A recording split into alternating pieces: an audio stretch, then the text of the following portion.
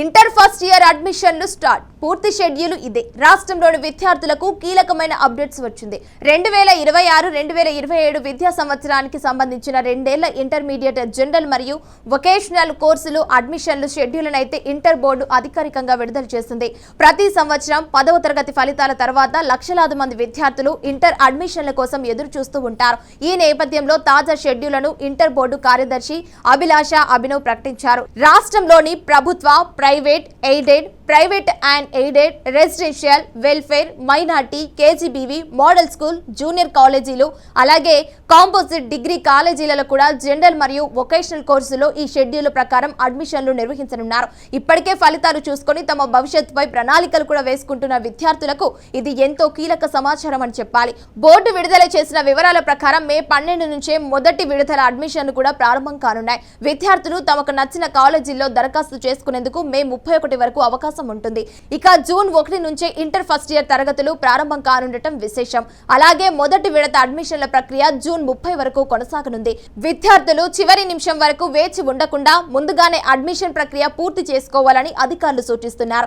ఎందుకంటే తరగతులు ప్రారంభమైన తర్వాత సీట్లు అందుబాటులో లేకపోవడం, అవసరమైన సర్టిఫికెట్లు ఆలస్యంగా సమర్పించడం వంటి ఇబ్బందులు తలెత్తే అవకాశం ఉంటుంది. అందుకే విద్యార్థులు మరియు తల్లిదండ్రులు ఇప్పటి నుంచి అవసరమైన డాక్యుమెంట్లు సిద్ధం చేసుకోవాలని ఇంటర్ బోర్డు స్పష్టం చేసింది.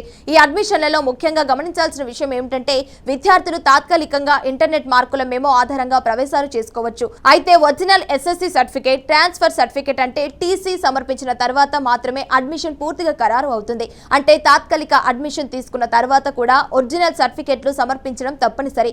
ఇక ప్రవేశాల ప్రక్రియలో కూడా ఎలాంటి రాత పరీక్షలు నిర్వహించరాదని బోర్డు కఠిన ఆదేశాలు జారీ చేసింది. కేవలం విద్యార్థి సాధించిన జీపీఏ, అలాగే సబ్జెక్టుల వారీగా వచ్చిన గ్రేడ్ పాయింట్ల ఆధారంగానే అడ్మిషన్లు ఇవ్వాలని స్పష్టం చేసింది. ఈ నిబంధనలను ఉల్లంఘించిన కళాశాలలపై కఠిన చర్యలు కూడా తీసుకుంటామని కూడా హెచ్చరించింది. ఇక ఈ ఏడాది అడ్మిషన్ ప్రక్రియలో మరో కొత్త నిబంధన కూడా అమల్లోకి వచ్చింది. అది ఏంటి అంటే విద్యార్థులు, తల్లిదండ్రులు తప్పనిసరిగా యాంటీ డ్రగ్ అఫిడవిట్ సమర్పించాల్సి ఉంటుంది.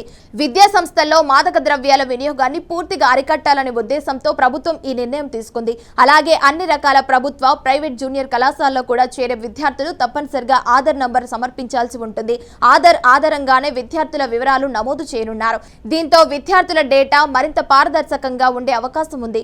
ప్రభుత్వ నిబంధనల ప్రకారం ఈ అడ్మిషన్లలో రిజర్వేషన్లు కూడా అమలు చేయాలని బోర్డు ఆదేశించింది. ఎస్సీ విద్యార్థులకు 15%, ఎస్సీలకు 10%, బీసీలకు 29%, ఈడబ్ల్యూఎస్ వర్గాలకు 10% సీట్లు కేటాయించనున్నారు. అలాగే ప్రత్యేక బాలికల కళాశాలలు లేని ప్రాంతంలో అమ్మాయిలకు 33.33% రిజర్వేషన్లు అమలు చేయనున్నారు.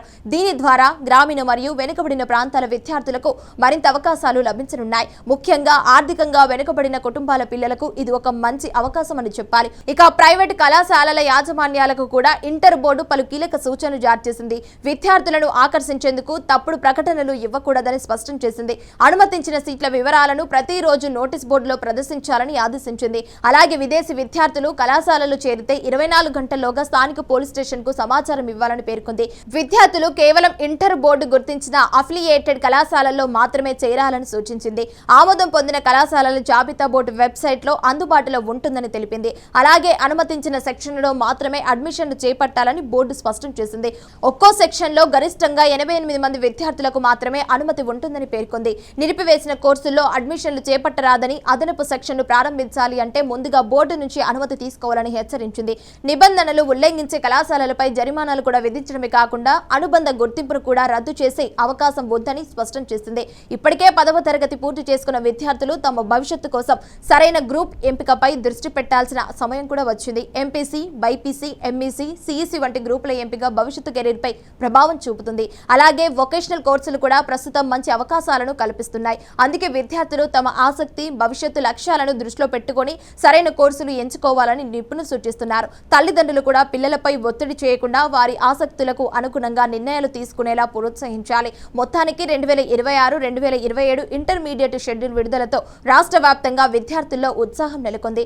ఇప్పుడు విద్యార్థుల ముందున్న ప్రధాన పని ఏమిటంటే అవసరమైన సర్టిఫికేట్లు సిద్ధం చేసుకుని సరైన కాలేజీ ఎంపిక చేసుకుని నిర్ణీత గడుపులోపు అడ్మిషన్లు పూర్తి చేసుకోవడం. చివరి నిమిషంలో హడావిడి కాకుండా ముందుగానే ప్రక్రియ పూర్తి చేస్తే భవిష్యత్తులో ఎలాంటి ఇబ్బందులు ఉండవు అని అధికారులు చెబుతున్నారు. ఈ అడ్మిషన్ ప్రక్రియ రాష్ట్రంలోని లక్షలాది మంది విద్యార్థుల భవిష్యత్తుకు తొలి అడుగుగా మారనుంది.